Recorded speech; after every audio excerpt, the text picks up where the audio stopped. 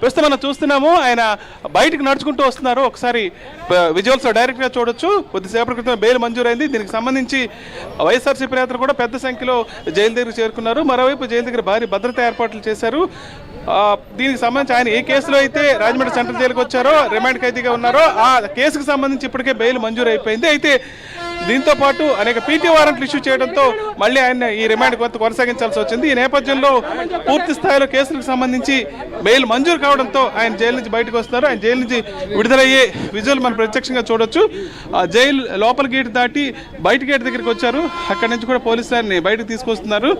Jail అధికారులకు సంబంధించిన formalities అన్ని పూర్తయినాయి. దాంతో అంబటరాంబాబు బయటకు వస్తున్నారు. మనం చూస్తున్నాము.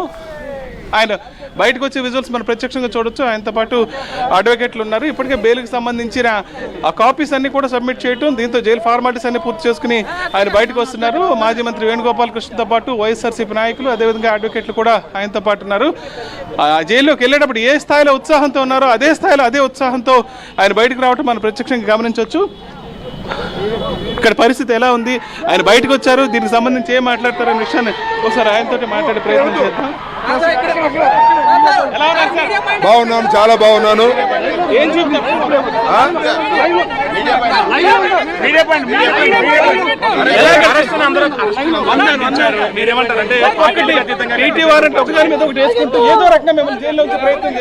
I don't care.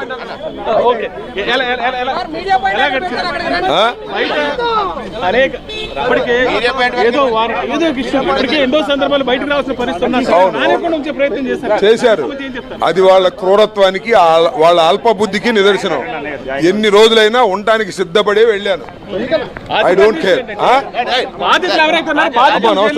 మొన్న వచ్చారు, అక్కడ కలుసుకోలేకపోయాను. అవునవునవును, బాధితులు జైల్లో పెట్టారు. ఎవరైతే విక్టిమ్ ఉన్నారో వాళ్ళని తీసుకుని జైల్లో పెట్టారు. వీటన్నిటికీ సమాధానం చెప్తాను. నా ఇంటి మీద దాడి చేశారు, నన్ను హింసించారు, నా పెళ్ళాం బిడ్డలను తరిమారు, నా కార్లు ధ్వంసం చేశారు, నా ఇల్లు తగలబెట్టడానికి ప్రయత్నం చేశారు, నన్ను లోపల పెట్టారు. I don't care. ప్రజలున్నారు, ధర్మం ఉంది, పైన దేవుడున్నాడు. అన్నిటికీ ఒక రోజు సమాధానం చెప్తాడు.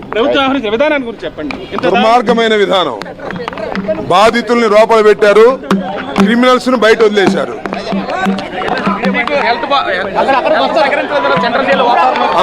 హెల్త్ బాగానే ఉంది, నో ప్రాబ్లం.